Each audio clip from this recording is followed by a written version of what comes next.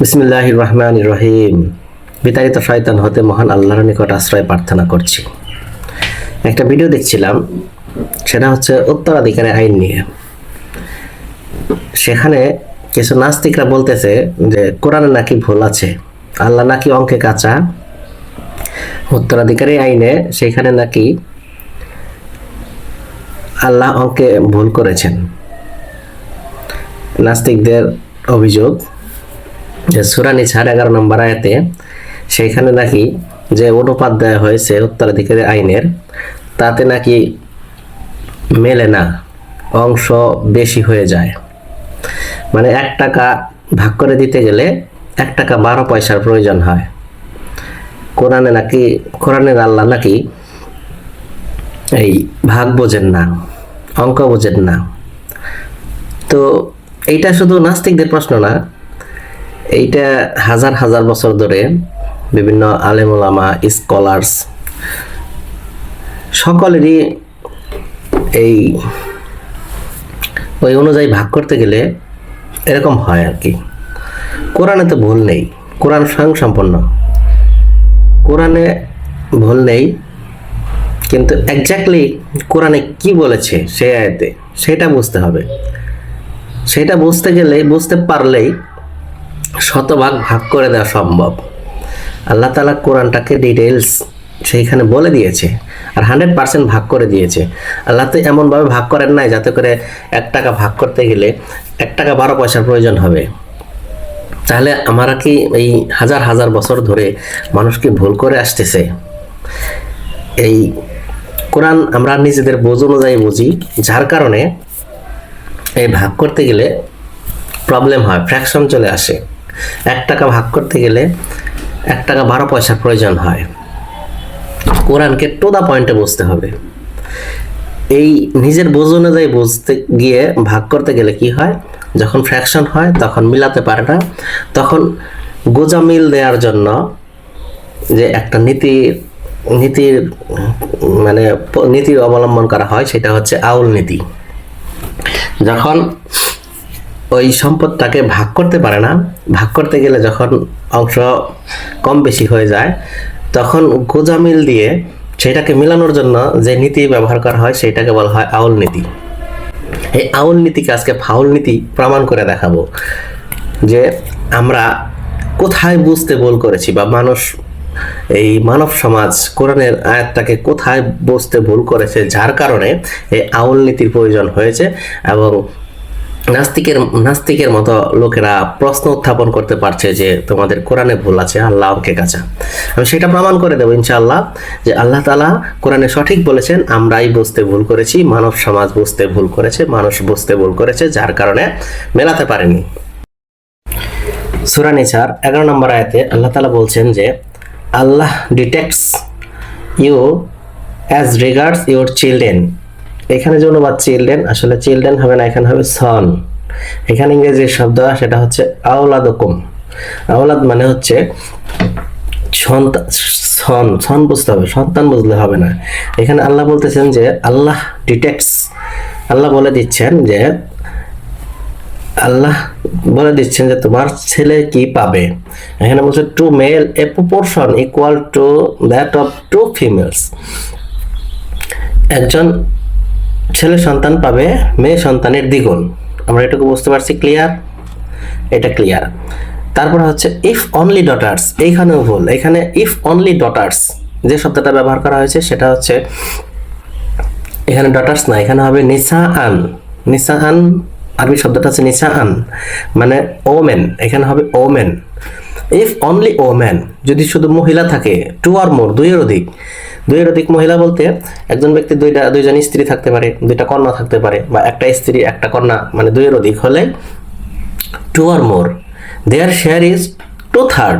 দেয়ার share মানে ওই স্ত্রী এবং ওই কন্যা দুইজনে মিলে হচ্ছে 2/3। কিন্তু সারা পৃথিবীতে যেভাবে ভাগ করা হয়, ওই 2/3 অংশ দেওয়া হয় শুধু কন্যাকে। ওই 2/3 অংশ পাবে হচ্ছে স্ত্রী এবং কন্যারা 2 এর অধিক হলেই 2/3 অফ দ্য ইনহেরিটেন্স। এটা ক্লিয়ার? তারপরে ইফ অনলি ওয়ান, যদি শুধু একজনই মহিলা হয়, যেমন একজন মৃত ব্যক্তির স্ত্রী ধরেন আগেই মারা গেছে, শুধু কন্যা আছে, বা কন্যা নাই শুধু স্ত্রী আছে, তাহলে একজন কি বলছে, ইফ অনলি ওয়ান, শুধু একজনই মহিলা হয়, তাহলে কি হবে, দেয়ার শেয়ার ইজ হাফ, তাহলে সেই মহিলার অংশ পাবে হাফ। ঠিক আছে। আর এইখানে বলা হয়েছে ফর প্যারেন্টস, পিতামাতার অংশ, পিতামাতা কতটুকু পাবে, পিতামাতা পাবে হচ্ছে a sixth share of the inheritance to is। এইখানে আমরা বুঝতে ভুল করি, এই যে পিতামাতার অংশ যেখানে বলছে 6/1 আমরা মাতাকে দেই 6/1 এবং পিতাকে দেই 6/1, যার কারণে ভুল হয়। এখানে হচ্ছে পিতামাতা উভয়ে পাবে 6/1। যদি এইভাবে ভাগ করা হয় তাহলেই মিলবে, আদারওয়াইজ ভাগ করতে গেলে কি হবে, 1 টাকা ভাগ করতে গেলে 1 টাকা 12 পয়সার প্রয়োজন হবে। তো যেইটা আল্লাহ বলছেন এক্স্যাক্টলি সেটাই বুঝতে হবে, টু দা পয়েন্টে বুঝতে হবে। এখানে বলছে যে ফর প্যারেন্টস, পিতামাতার অংশ, পিতামাতার অংশ কি 6/1, দুইজনে মিলে পাবে 6/1। ইফ দ্য ডিসেন্ডস লেফট চিলড্রেন, যদি ওই মৃত ব্যক্তি কি রেখে যায়, পুত্র সন্তান রেখে যায়, যদি চিলড্রেন না, এখানে যে চিলড্রেন বলছে চিলড্রেন না, এটা সন, যদি মৃত ব্যক্তির সন্তান থাকে, পুত্র সন্তান থেকে মারা যায়, তাহলে 6/1 পাবে হচ্ছে মা বাবা দুইজনে মিলে। ইফ নো চিলড্রেন, যদি সন্তান না থাকে, দ্য প্যারেন্টস আর দ্য হেয়ার্স, শুধু পিতা মাতায় উত্তরাধিকারী হয়। যদি ওই সন্তান না থাকে, মৃত ব্যক্তি কি না থাকে, ছেলে না থাকে, ছেলে না থাকলে কি হবে, the mother's has a third, মা পাবে, এটা পিতা মাতার অংশ বলতেছে, মা পাবে এই 3/1। কোন 3/1? ওই যে পিতা মাতা যে 6/1 সম্পত্তি রেখে গেছে, 6/1 3/1 পাবে মা, আর বাকি অংশ পাবে বাবা। ঠিক আছে।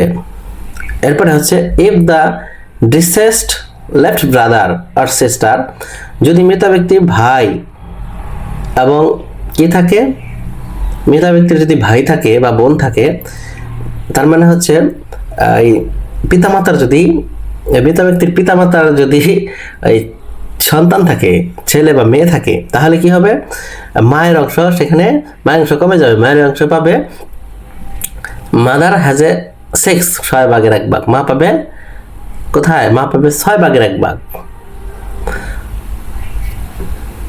কি করার পরে, মৃত ব্যক্তির সম্পত্তি ওই প্রথমে দেনা শোধ করতে হবে, দেনা শোধ পরিশোধ করে তারপরে হচ্ছে এই ভাগ করা হবে। এই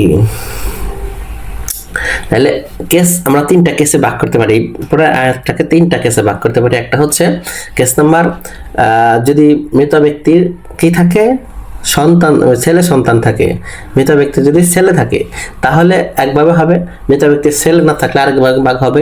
যদি ছেলে থাকে মৃত ব্যক্তির, তাহলে ভাগটা হবে এরকম, প্রথমে দেনা শোধ করতে হবে, তারপরে 6/1 যা থাকবে তার 6/1 পাবে এই পিতামাতা দুইজনে মিলে, 6/1 পাবে পিতামাতা দুইজনে মিলে। তারপরে যা থাকবে 8/1 পাবে স্ত্রী, তারপরে যা থাকবে সেইটা হচ্ছে ওই ছেলে মেয়ে প্রপোর্শন অনুযায়ী পাবে, ছেলে পাবে 2 অংশ, মেয়ে পাবে 1 অংশ, এভাবে। আর যদি ছেলে না থাকে, মৃত ব্যক্তি, কেস নাম্বার 2, যদি ছেলে না থাকে, মৃত ব্যক্তির ইফ অনলি নিসা, যদি শুধু মহিলাই থাকে 2 এর অধিক, তাহলে কি হবে, তাহলে দেয়ার শেয়ার ইজ 2/3, তার মানে ওই 2 বা ততোধিক যে মহিলা এরা হচ্ছে স্ত্রী এবং কন্যা দ্বয় বা 3জন কন্যা থাকতে পারে, 2জন স্ত্রী থাকতে পারে, 1জন কন্যা 1জন স্ত্রী থাকতে পারে, এরা উভয় পাবে কত অংশ, 2/3, 3/2 পাবে এরা উভয়ে, আর 3/1 বাকি 3/1 পাবে মা বাবা, প্যারেন্টস। ঠিক আছে। যদি এই মৃত ব্যক্তি ইফ অনলি ওয়ান, যদি একজনই মহিলা হয়, তাহলে সেই মহিলার অংশ হবে হাফ এবং পিতামাতা পাবে হাফ। মৃত ব্যক্তির যদি একজন শুধু স্ত্রী থাকে বা একটা কন্যাই থাকে, একজন হয় আর কি, মহিলা যদি একজন থাকে, তাহলে তারা পাবে হাফ এবং বাকি হাফ পাবে পিতামাতা, বাকি হাফ পাবে কে, পিতামাতা। তাহলে এই 3টা কেস গেল। কেস 1, কেস একে হচ্ছে যদি মৃত ব্যক্তির ছেলে থাকে তাহলে ভাগটা হবে যে সব দায় দেনা পরিশোধের পরে যে ভাগ থাকবে তার 6/1 পাবে পিতামাতা উভয়ে পাবে 6/1 আর যা থাকবে তার 8/1 পাবে স্ত্রী, তারপরে যা থাকবে 2 ভাগ পাবে এই ছেলে সন্তান, 1 ভাগ পাবে হচ্ছে অনুপাত 2:1 অনুপাতে ভাগ হবে আর কি। কেস নাম্বার 2, শুধু মহিলা থাকলে মানে স্ত্রী এবং কন্যা মিলে যদি 2-এর অধিক হয় তাহলে তারা পাবে হচ্ছে 2/3, 3/2 ভাগ, আর বাকি 3/1 পাবে মা বাবা। ক্লিয়ার? তারপর হচ্ছে যদি একজনই মহিলা থাকে, শুধু মৃত ব্যক্তি শুধু স্ত্রী আছে কন্যা নাই, বা শুধু কন্যা আছে স্ত্রী নাই, একজনই থাকে, তাহলে তাদের শেয়ার হবে হাফ, বাকি হাফ পাবে মা বাবা। ক্লিয়ার? এরপর 3 নম্বর কেস চলে গেল। এরপর আমি একটা অঙ্ক দেখাচ্ছি, সেটা হচ্ছে এই মনে করেন জামাল সাহেব মৃত্যুকালে 108% জায়গা রেখে মৃত্যুবরণ করলেন এবং মৃত্যুকালে তিনি তার স্ত্রী, 2 কন্যা এবং পিতামাতাকে ওয়ারিশ রেখে গেলেন। কে কতটুকু অংশ পাবে? কোরআন যদি এখন আমরা আমাদের বোঝ অনুযায়ী বুঝতে চাই তাহলে সেটা ভাগ করতে গেলে আমার অনুপাতটা বেড়ে আসবে, 100 ভাগের চেয়ে ভগ্নাংশ বেশি হবে নিজের বোঝ অনুযায়ী কোরআন বুঝলে। আর যদি আমরা টু দা পয়েন্টে বুঝি তাহলে এটা ভাগ করে দেওয়া সম্ভব। আমি সেটা ভাগ করে দেবো ইনশাআল্লাহ।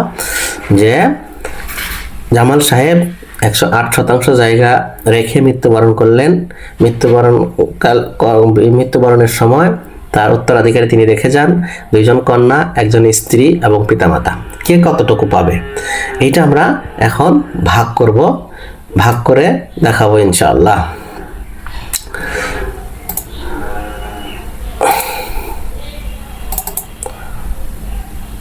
এটা ভাগ করব আমরা এখন কিভাবে? জামাল সাহেবের কি নেই? এখানে জামাল সাহেবের হচ্ছে ছেলে সন্তান নেই। ছেলে সন্তান থাকলে একভাবে ভাগ হবে, আমি বলছিলাম 3টা কেস দিয়েছিলাম। ছেলে সন্তান না থাকলে একভাগে ভাগ হবে, আর শুধু মহিলা থাকলে 1 ভাগ হবে। তাহলে এইখানে জামাল সাহেবের কি নেই? ছেলে সন্তান নেই। তাহলে আছে শুধু 2 বা ততোধিক মহিলা, 2 বা ততোধিক মহিলা। তাহলে মহিলাদের অংশ আমি সেখানে বলছিলাম যে যেখানে বলা হয়েছে নিসা আন 2 বা 2 আর মোর 2-এর অধিক এই মহিলা থাকলে তাদের অংশ হবে 2/3 ভাগ, 3-এর 2 ভাগ, আর 3-এর 1 ভাগ পাবে বাবা মা। তাহলে এইখানে ঠিক তাই হবে যে 108 এর 3-এর 2 ভাগ পাবে স্ত্রী এবং 2 কন্যা মিলে, মহিলাদের অংশ। স্ত্রী এবং 2 কন্যা মিলে 108 এর 3-এর 2 ভাগ হবে 72%। তাহলে পিতামাতা পাবে 108 এর 3-এর 1 ভাগ, তার মানে 36%। তাহলে মহিলাদের ভাগ পেয়ে গেলাম, পিতামাতার ভাগও পেয়ে গেলাম। এখন প্রশ্ন আসতেছে যে স্ত্রী কতটুকু পাবে, 2 কন্যারা কতটুকু পাবে? ঠিক আছে, কন্যারা কতটুকু পাবে? এইখানে ওই আয়াতের নিচে বলা হয়েছে যে কি বলা হয়েছে? এখন আমরা ভাগ করব স্ত্রীদের ভাগ। এই 2 কন্যা এবং স্ত্রী মিলে পেল 72%। এখন দেখব যে কন্যা কতটুকু পায়, স্ত্রী কতটুকু পায়। এইখানে ওই সূরা নিসার আয়াতে বলা হয়েছে ইন হোয়াট ইউ লিভ, তুমি যা রেখে যাও, মৃত ব্যক্তি যা রেখে যায়, দেয়ার শেয়ার ইজ এ ফোর্থ, তাদের অংশ হবে 4-এর 1 ভাগ। ইফ ইয়ে নো চাইল্ড মানে এখানে যদি ছেলে না থাকলে তাদের শেয়ার হবে 4/1 ভাগ। তাহলে স্ত্রী পাচ্ছে এখানে, এই যে এইটা হচ্ছে স্ত্রী পাচ্ছে কোথা থেকে? স্ত্রী পাচ্ছে হচ্ছে, তাহলে আমরা কি হবে এখানে 72-এর 4-এর 1 বা 18%। স্ত্রী পাবে 18%। তারপরে 2 কন্যা পাবে কতটুকু? 72-এর কত? ওই 18% মাইনাস করলে হয়ে যাবে 4-এর 1 তো দিলাম এখানে, তাহলে আর কত থাকতেছে? 4-এর 3। 4/3 না, 4/3 থাকলে তো সমান হচ্ছে, এখানে হচ্ছে বা ওই 72% থেকে 18 মাইনাস করলে হবে, মাইনাস করলে থাকবে 54, 54 এর 2 কন্যা পাবে সমানভাবে ভাগ, তার মানে হচ্ছে 27% করে, 27 করে। তাহলে স্ত্রী পাচ্ছে 18%, প্রথম কন্যা পাচ্ছে 27%, দ্বিতীয় কন্যা পাচ্ছে 27%। এখন পিতামাতা কতটুকু পাবে এটা দেখবো আমরা। পিতামাতার শেয়ার তো বলা হয়েছে যে পিতামাতার শেয়ার হচ্ছে এই 3/1 কারণ ওই যে আমরা উপরে বলছিলাম যে নিসান শুধু মহিলাই থাকলে 3/2 পাবে হচ্ছে এই নিসান, স্ত্রী এবং কন্যারা, আর 3/1 পাবে হচ্ছে মা বাবা। তাহলে এই মা বাবা পাচ্ছে হচ্ছে, এখানে দেখালাম আমরা 36%। এই 36%-এর বাবা কতটুকু পাবে, মা কতটুকু পাবে সেটা বলা হয়েছে ইফ নো চিলড্রেন বা সন। চিলড্রেন এখানে অনুবাদক ভুল করেছে, ইফ নো সন, যদি সন্তান না থাকে তাহলে অ্যান্ড দ্য প্যারেন্টস আর দ্য হেয়ার অনলি, শুধুমাত্র এই কি হয়, শুধুমাত্র পিতায় উত্তরাধিকার হয়। তাহলে ইফ নো চিলড্রেন, পিতা সন্তান যদি না থাকে মৃত ব্যক্তির, তাহলে প্যারেন্টস আর the heir, mother has a third, মা পাবে, আমরা ধরে নিলাম এই মৃত ব্যক্তির মা বাবার কোনো সন্তান নেই, মানে মৃত ব্যক্তির কোনো ভাই নেই, এটা ধরে নিলাম। তাহলে আমরা কি পাচ্ছি যে মাদার হ্যাজ এ থার্ড, মা পাবে হচ্ছে 3/1। তাহলে আমরা 3/1 মা বাবা মিলে পেয়েছিল 36, 36-এর 3/1 হচ্ছে 12, তাহলে 12% পাচ্ছে মা। তাহলে পিতা পাচ্ছে কতটুকু, 36-এর 3/2, যা বাকি থাকতেছে 36-এর 3/2, তার মানে 24%। তাহলে এখন টোটালি আমরা দেখতে পাচ্ছি যে স্ত্রী পাচ্ছে 18%, কন্যা পাচ্ছে 27%, দ্বিতীয় কন্যা পাচ্ছে 27%, পিতা পাচ্ছে কত, পিতা পাচ্ছে হচ্ছে 24%, আর মাতা পাচ্ছে 12%। এই মোট হচ্ছে 108%। তাহলে এক্স্যাক্টলি ওয়ার্ড টু ওয়ার্ড যদি আমরা কোরআনকে বুঝি তাহলে মিলবেই, এখানে ফ্র্যাকশন আসবে না। 100 টাকা ভাগ করতে গেলে 112 টাকার প্রয়োজন হবে না। আমরা মূলত এই পবিত্র কোরআনের ক্ষেত্রে কন্যাদের যে অংশ, এইটা আমরা বুঝতে ভুল করি। এখানে বলা হয়েছে নিসাআন, নিসাআন মানে হচ্ছে 2/3 অংশ, নিসাআন মানে মহিলাদের অংশ, সেটা হচ্ছে 2/3। এইখানে আমরা বুঝতে ভুল করেছি। এবং আরেকটা জায়গায় বুঝতে ভুল করেছি, সেটা হচ্ছে এই পিতামাতাদের অংশ, প্যারেন্টস শেয়ার বলা হয়েছে, সেইখানে 6/1 উভয় মিলে পাবে। আমরা সেখানে করি কি, প্রত্যেককে 6/1 যখন দিই তখন আমাদের ফ্র্যাকশন চলে আসে, যার কারণে ওই আউল নীতির প্রয়োজন হয়। আউল নীতির প্রয়োজন হবে না, কোরআনকে টু দা পয়েন্টে বুঝতে হবে, টু দা পয়েন্টে বুঝতে হবে। তাহলে পারে কি করা যাবে, এইটা ভাগ করা সম্ভব। এই যে আমি 108% জমিকে যখন এই ভাগ করে দিলাম, দেখেন এইটা সঠিক কিনা, এইভাবে ভাগ হবে। 108% জমি কি করলাম, এই পিতামাতা, স্ত্রী এবং 2 কন্যা ভাগ করে দিলাম। ভাগ করলে কি হলো, নিসাআন মহিলাদের অংশ, মহিলাদের অংশ হচ্ছে 2/3, 2/3 কারা পাবে, 2 কন্যা এবং স্ত্রী মিলে পাবে 2/3, মানে 72%। আর এই 108%-এর 3/1, এই 108%-এর 3/2, 3/2 কত হয়, 72%। ওই 108%, 3/1 পাবে হচ্ছে পিতামাতা 36%। এ হচ্ছে মোট 108%। এর মধ্যে আবার স্ত্রী কতটুকু পাবে বলে দেওয়া আছে, যে যদি ছেলে সন্তান না থাকে তাহলে স্ত্রী পাবে 4/1। তাহলে এইখানে 4/1 দিয়ে দেওয়া হলো, 72 থেকে 4/1 সমান 18%। এবং 2 কন্যা পাচ্ছে 18, বাদ দিলে 72 থেকে 54 থাকতেছে, 54 থেকে 27 দুইজনে ভাগ করে 2 মেয়েরা সমান পাবে, দেওয়া হলো। এবং পিতামাতার অংশ যে এইখানে বলা হয়েছিল 36-এর 3/2, এইখানে 24% হয়। 36-এর এই 36 থাকতেছে, 36-এর মা পাবে হচ্ছে 3/1, মানে 12%। মানে বলা আছে যে mother share has a third. তারপরে হচ্ছে পিতা পাবে কতটুকু, পিতা পাবে হচ্ছে 36-এর 3/2, 24%। তাহলে 108% তো মিলে যাচ্ছে। ঠিক এইভাবেই হবে, কোরআনকে টু দা পয়েন্টে বুঝতে হবে, তাহলেই মিলবে ইনশাআল্লাহ। আপনারা আরেকটা চেষ্টা করে দেখতে পারেন। আসসালামু আলাইকুম।